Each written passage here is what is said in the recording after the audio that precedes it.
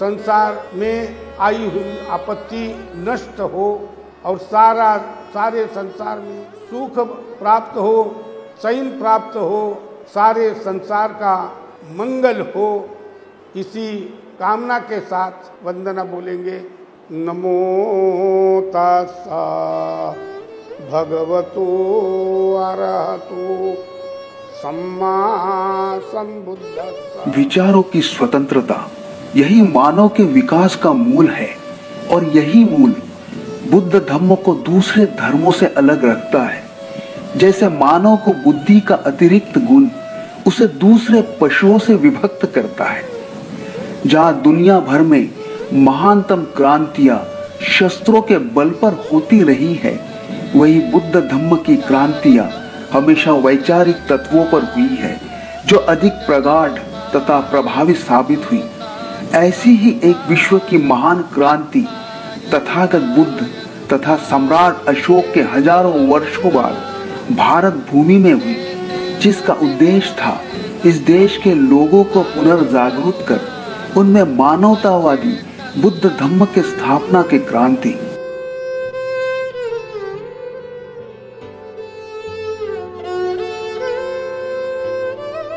उस दिन भारत के कोने कोने से लाखों लोग सहिष्णुता के सफेद रंग की पोशाक को ओढ़े उस क्रांति सूर्य के प्रकाश से अपने मन को स्वच्छ और स्वतंत्र कर नए विचारों से प्रज्वलित करने निकले थे।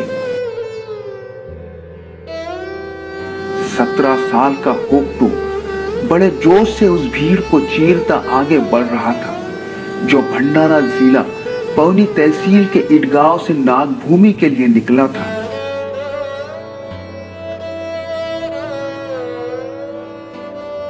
मां गंगूबाई और पिता सोनूजी गणवीर का दुलारा ज्येष्ठ पुत्र होक्टू, जिसे उसके माँ बाप ने बड़े चाह से बड़ा किया था। उस जमाने में गांव खेड़ों में अंधविश्वास का पगड़ा भारी था। बच्चे का नाम अच्छा रखने से लोगों की नजर लग जाती है और बच्चा जीवित नहीं रह पाता, ऐसी मान्यताएं थी। इसलिए माँ बाप ने उसका नाम रखा होक्टू, जिसका मतलब गुणहीन। मगर किसी को क्या पता था, वही होक्टू बड़ा होकर अपने गुणों से सारी दुनिया को प्रभावित करेगा।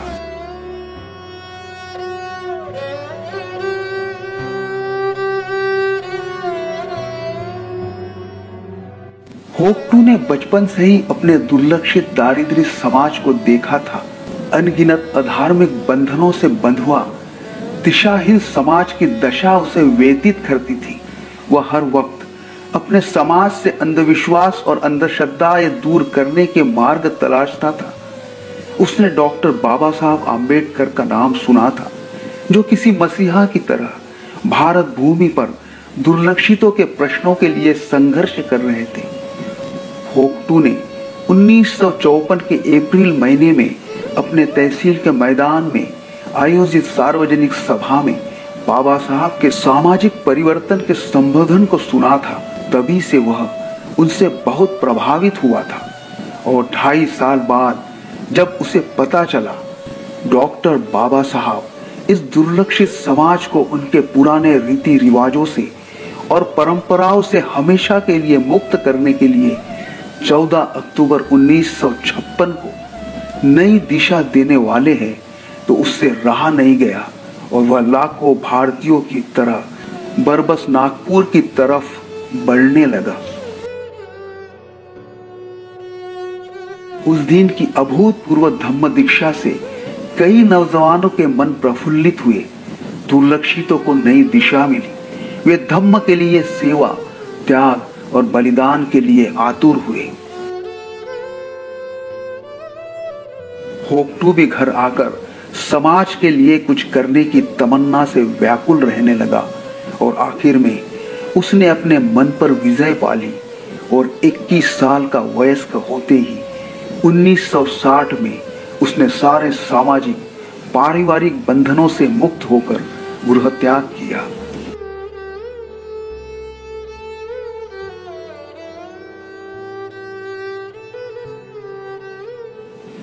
उसने अपना मार्ग चुन लिया था जो तथागत भगवान बुद्ध और डॉक्टर बाबा साहब के आदर्शों का था। वह मार्ग दुर्लक्षितों की सेवा से लेकर उनमें अंधश्रद्धा, अंधविश्वास का परित्याग करवाकर उन्हें इसी जीवन में पुनः जीवन का आनंद देने का था, जिसके लिए महान त्याग और तपस्या की जरूरत होती है। अपनों को छोड़कर वह गुरु की तलाश में यहाँ से वहाँ भ्रमण करने लगा। धम्म दीक्षा के उपरांत 1.5 महीने के बाद ही बाबा साहब का महापरिनिर्वाण होने से धम्म प्रचारक भिक्षुओं की संख्या देश में संक्षिप्त थी। होक्टू यह सब पता करते करते भगवान बुद्ध के दर्शनीय स्थल सारनाथ को पहुंचा।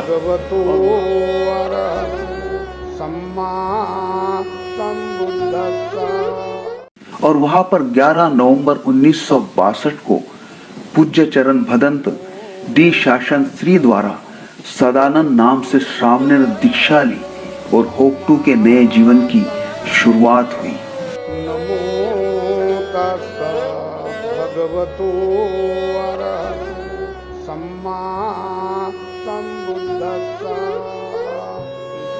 उसके बाद भिक्खु उपसंपदा का काम शुरू हुआ, जिसमें पूज्य भदंत डी शासन श्री नायक महास्थविर उपाध्याय, कम्मवाचा आचार्य पूज्य भदंत मेटीवल संगरत्न नायक थेरा, महाबोधि सीमा सारनाथ, प्राचार्य भदंत धम्मरक्षी, भदंत श्रीनिवास नायक थेर, भदंत गुणानंद, प्राचार्य भदंत कम्मुपीटिया चंदनरथ भिक्खु संघ, 14वें परम पावन दलाई लामा जैसे उच्च कोटि के भिक्षुओं के सानिध्य में रहकर उन्होंने उपसंपदा पूरी की तथा 1964 तक डॉक्टर भदंत जगदीश कश्यप, पूज्य भदंत चंद्रमणि महाथेरो इनके मार्गदर्शन में पाली त्रिपिटक का अभ्यास पूरा कर भंते सदानंद ने विहारीय जीवन में प्रवेश किया।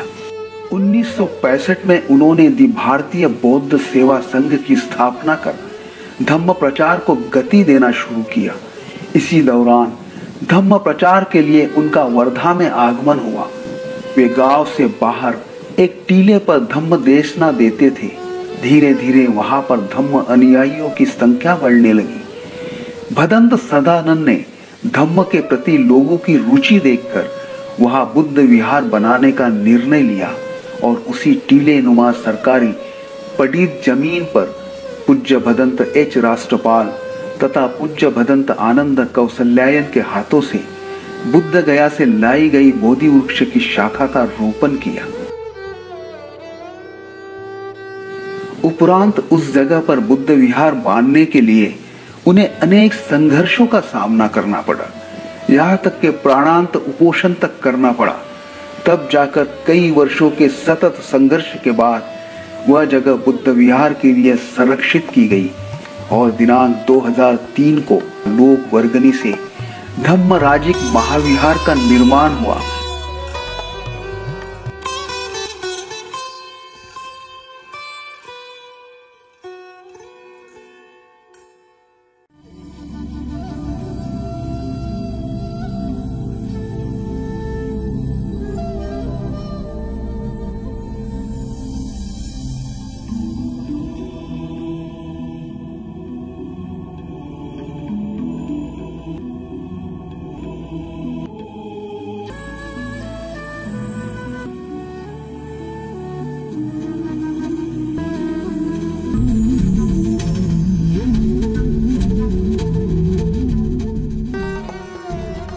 पाली, मराठी, हिंदी, अंग्रेजी, बांग्ला ऐसी 5 भाषाओं के जानकार भदंत सदानंद जी ने अनेक जगहों के पुराने मठों से अंधश्रद्धा के वाहक देवी देवताओं का विसर्जन कर वहां पर भगवान बुद्ध और डॉक्टर बाबा साहब की तस्वीरें लगवाई तथा त्रिशरण पंचशील का अर्थ लोगों को समझाकर पहली बार कई जगह उपासक उपासिकाओं का संघ निर्माण किया।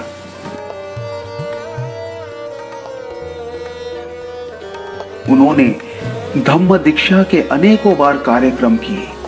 उनके अत्यंत व्यस्त कार्यक्रमों के बीच उन्हें जो भी समय मिला उसमें उन्होंने अनेक साहित्य की ग्रंथ संपदा निर्माण कर अपनी बहुमुखी प्रतिभा को सतत ऊर्जावान बनाए रखा, जिस कारण बुद्ध धम्म पर व्याख्यानों के लिए उन्हें अनेकों बार भारत के दूर दराज के क्षेत्रों से लेकर विदेशों से भी निमंत्रण आने लगे।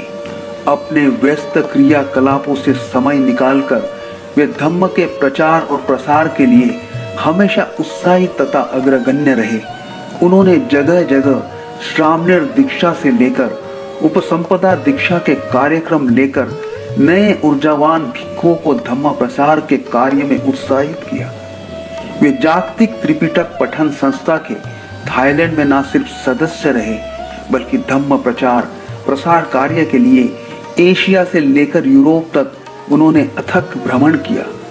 पूज्य भदंत संघरत्न मानके जी के माध्यम से जापान में विश्व शांति सभा में वे 4 बार शामिल हुए तथा अंतरराष्ट्रीय परिपक्व भिक्षुओं से संबंध बढ़ाकर वे प्रवचन के माध्यम से बोधिसत्व डॉक्टर बाबा साहब के बारे में तथा वर्तमान भारतीय बौद्ध समाज की हकीकत से दुनिया के दूसरे बौद्ध राष्ट्रों की जनता को हमेशा रूबरू कराते रहे तथा बौद्ध धम्म में जो वाद भेद चलता है उसे मिटाने की कोशिश कर बौद्ध राष्ट्रों से मैत्री स्थापित करने की मिसाल उन्होंने कायम की।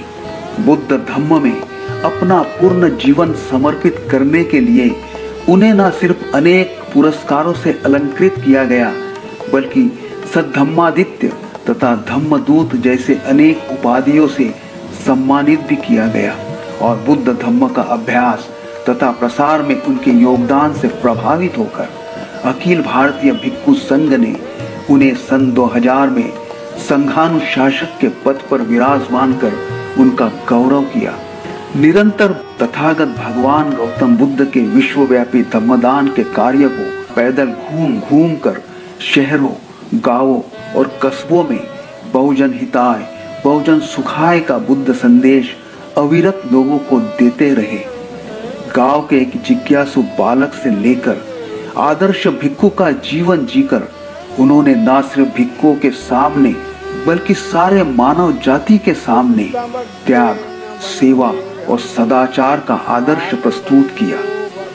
इस तरह गांव के साधारण बच्चे होक्टू, जिसके नाम में कोई गुण नहीं था, जिसने न सिर्फ अंधविश्वास को मिटाने के अपने प्रण को पूरा किया बल्कि महास्थवीर से लेकर अखिल भारतीय भिक्षु संघ के संघानुशासक की जवाबदारी को अंतिम क्षण तक संभालते हुए दिनांक 4 अगस्त 2020 को वे परिनिब्बान प्राप्त कर बुद्ध शासन में अमर हो गए।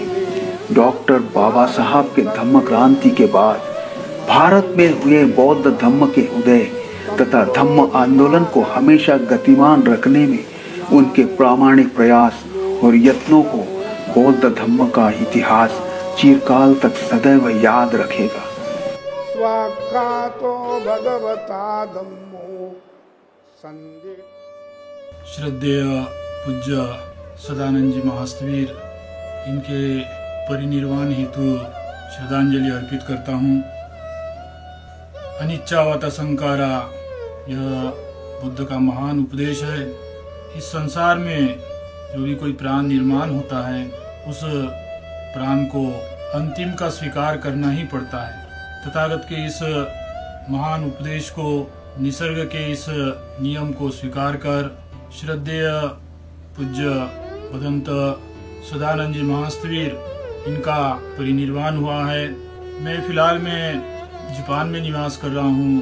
भदंत जी के बारे में कहने के लिए हम सभी के पास बहुत कुछ बातें हैं, वो फिर व्यक्तिगत हो, धार्मिक स्तर पे हो या सामाजिक तौर पर हो, जिनका भी संबंध भदंत सदानंद जी से आया होगा, उन सब के पास भंते जी के उपदेश के तौर पर यादगार है।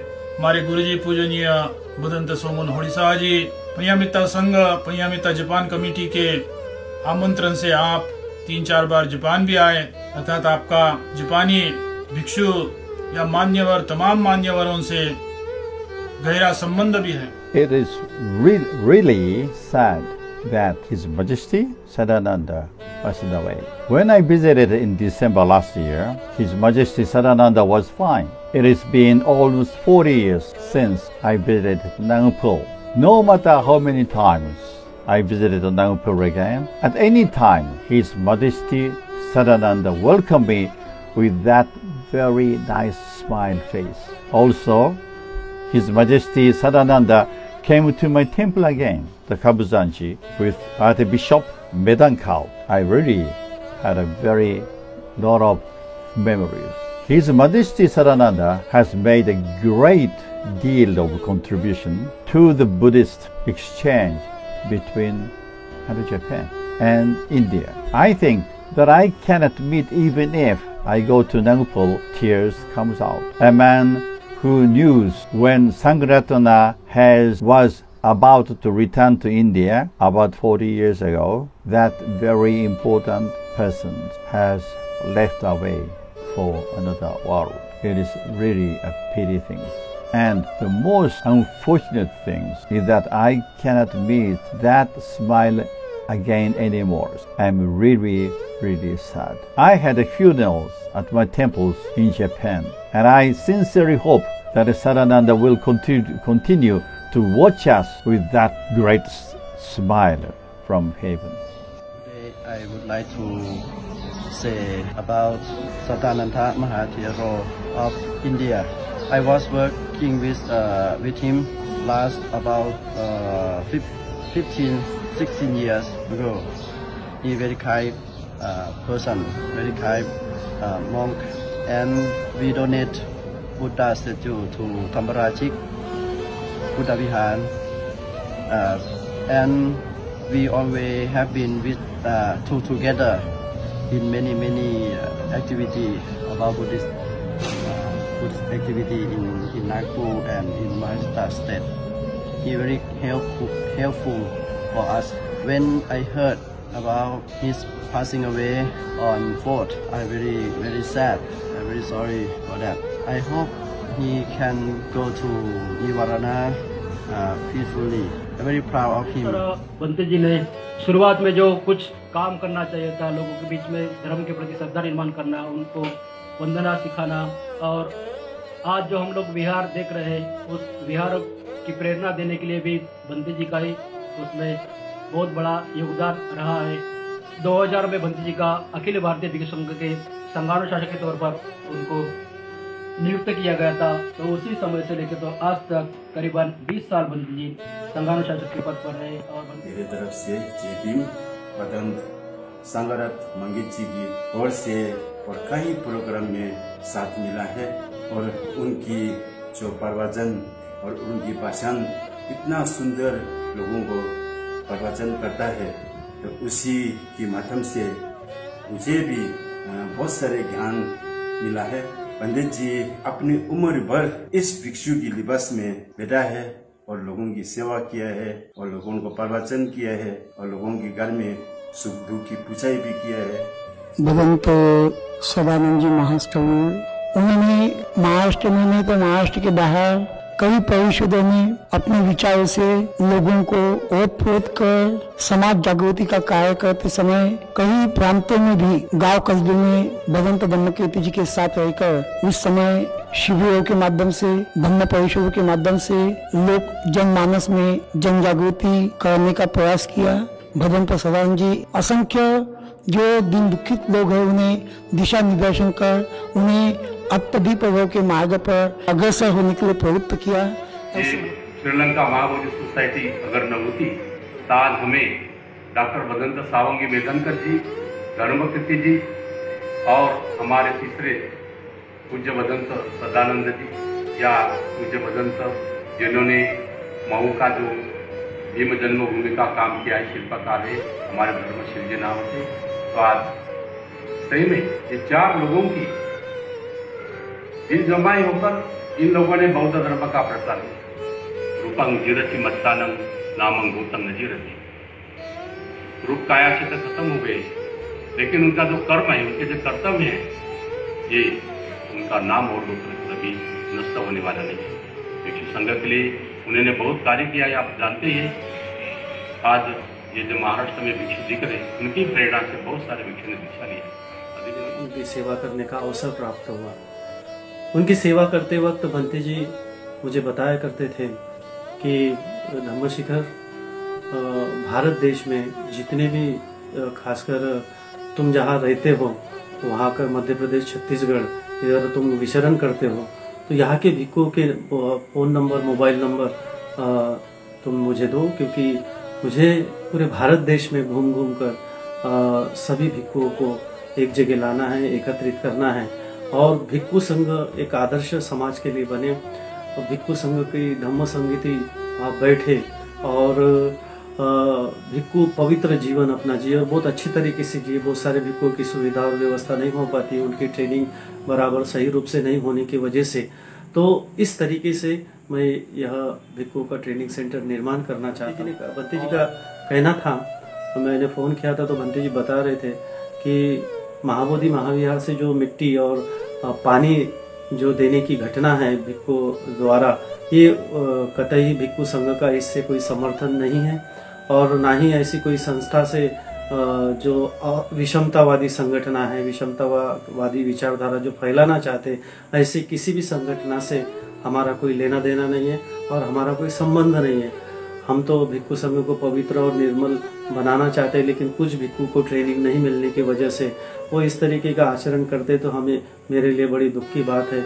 लेकिन भविष्य में मैं कोशिश करूंगा कि इस प्रकार का कोई माहौल ना बने और जल्द से जल्द भिक्षुओं का एक ट्रेनिंग सेंटर निर्माण हो जहाँ पर भिक्षु लोग अपनी ट्रेनिंग लें। और बाबा साहब ने जब धम्म दीक्षा दी, उसके बाद जो प्रथम भिक्षु बने जिनकी उपसंपदा हुई, उनमें सदानंद जी थे।